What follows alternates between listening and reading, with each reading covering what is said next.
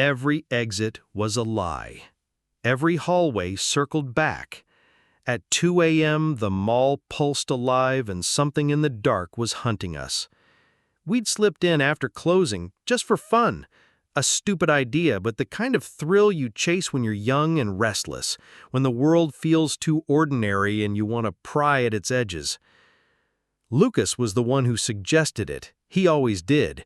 He laughed when the gate slid shut behind us, locking us in. Sarah rolled her eyes, muttering something about urban explorers with death wishes. Me? I wasn't sure why I followed.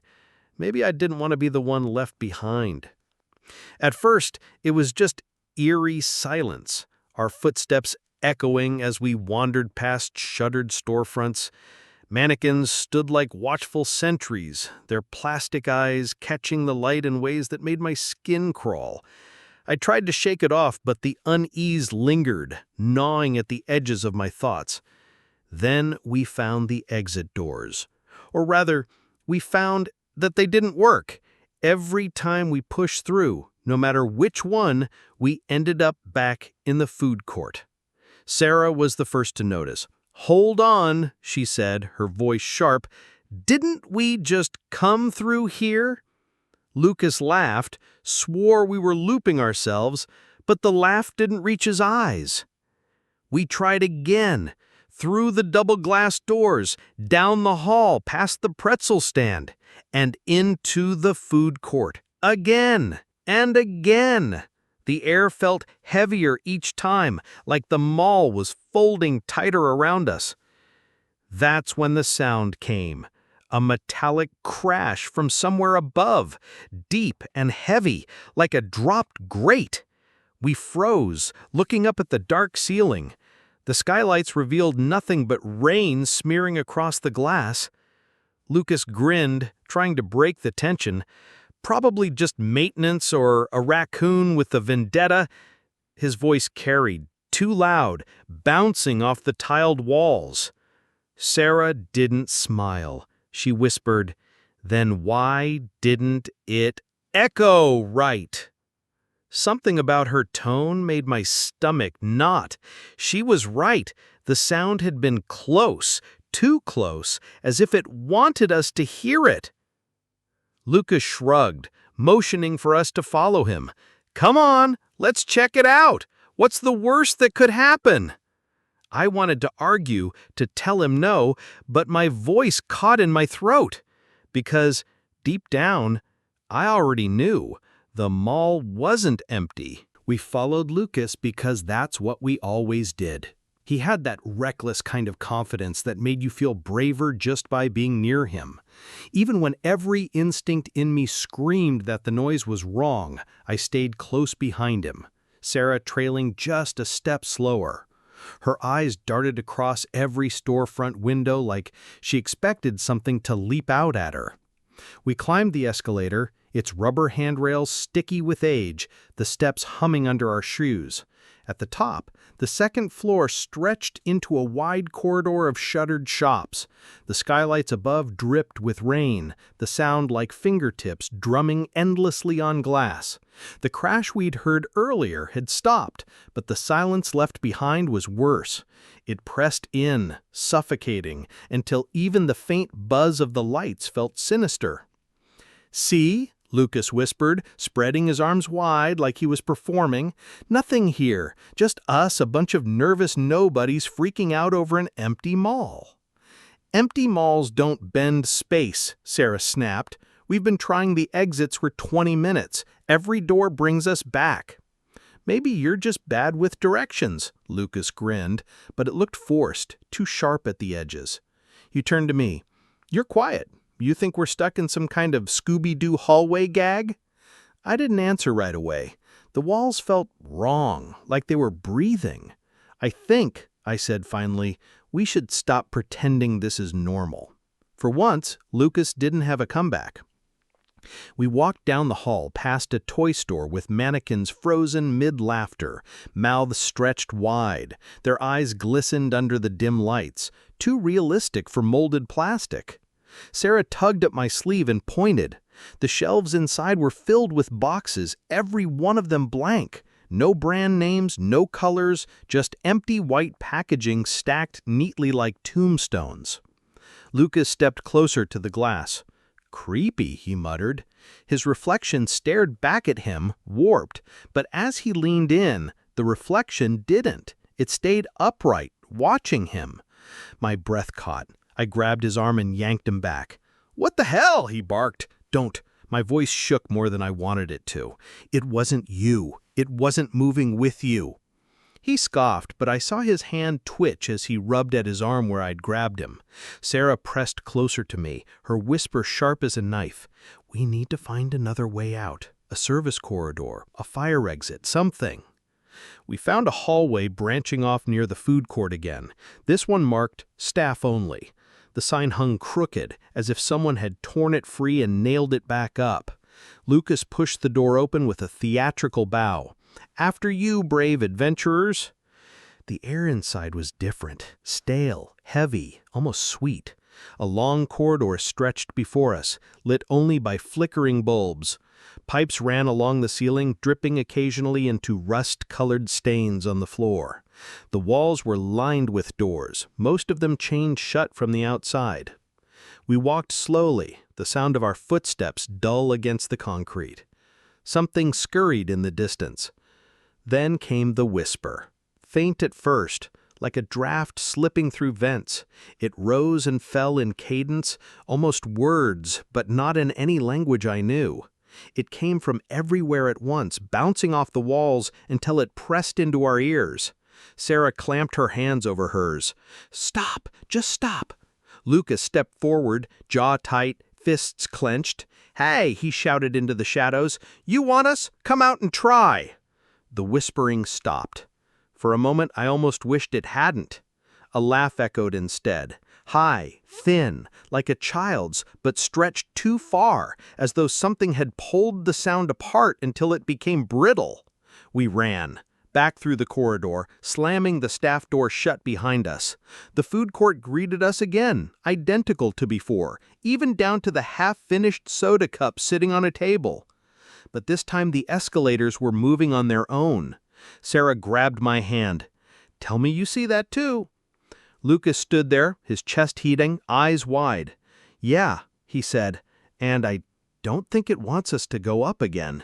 The escalators churned like metal beasts, their steps rattling louder than they should have, dragging empty air upward. They weren't supposed to move. We'd seen them dead when we first came in. Now they seemed eager, alive, as though waiting for us to climb again. Sarah shook her head, pulling me back. "We're not going up. Whatever's controlling this place, this is bait." Lucas forced a laugh, though his voice cracked. "Bait for what? It's a mall. What, is the Gap mannequin going to strangle me with a clearance tie?" He tried to sound casual, but his hands were shaking. The laugh returned, soft, brittle, echoing across the food court. I spun, searching, but the sound came from everywhere.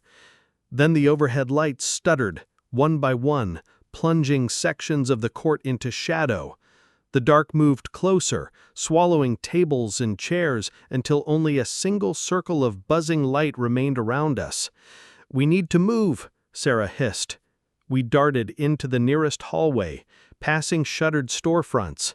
The floor tiles seemed to stretch endlessly, every shop repeating itself, shoes, books, phones, until it felt like we weren't moving at all.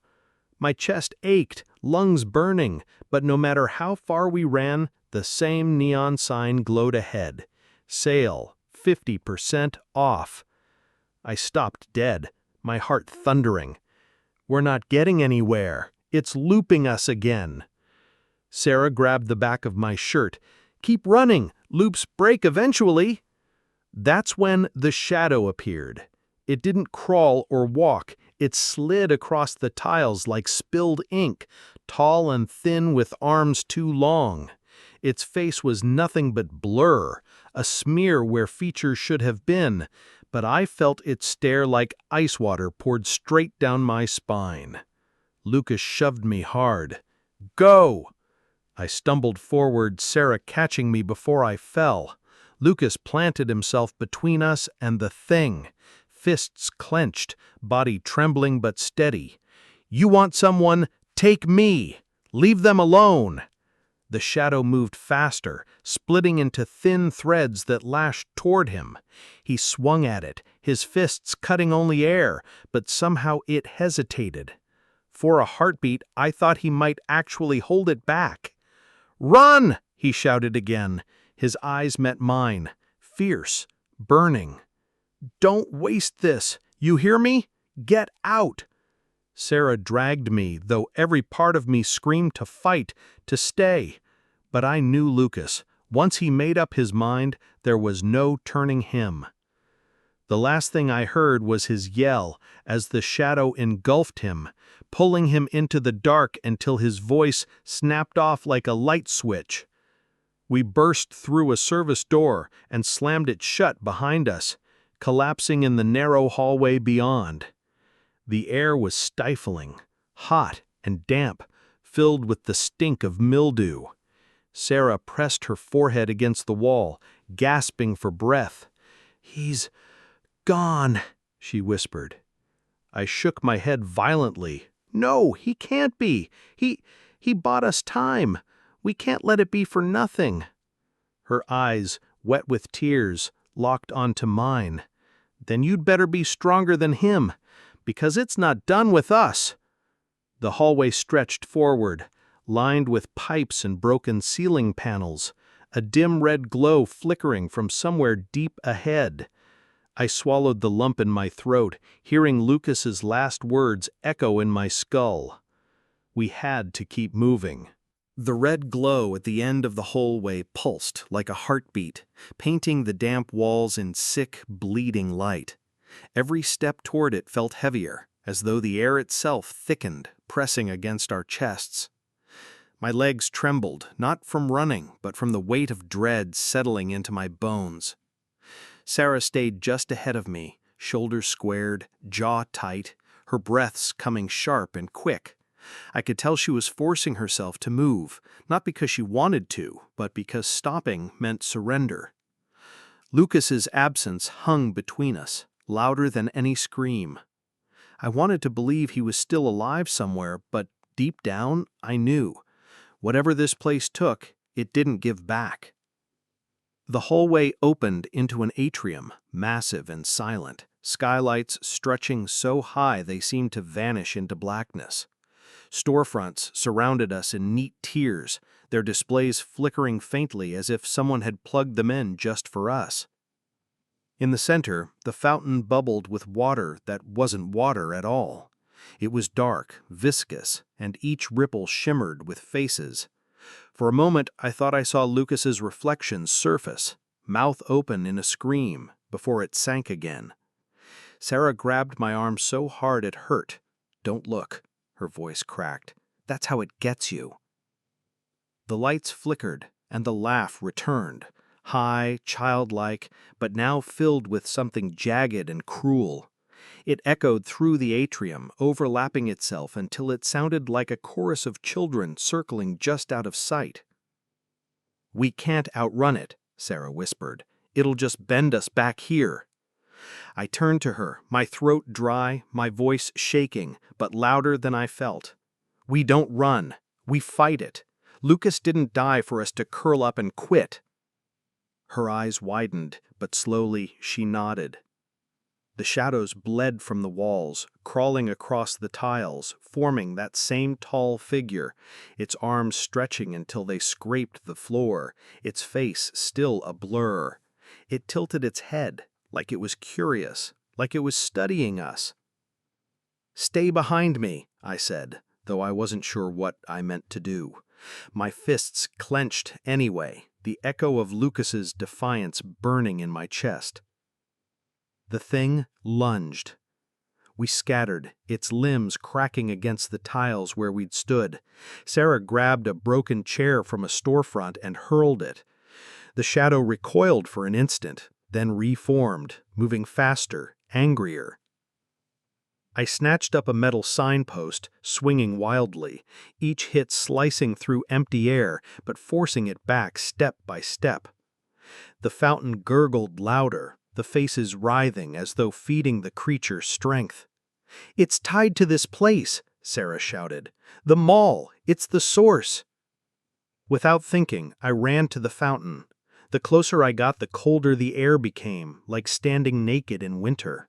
The water, or whatever it was, slithered up the sides, reaching for me. I lifted the signpost and drove it straight into the dark pool. A scream erupted, not from the fountain, not from the shadow, but from everywhere.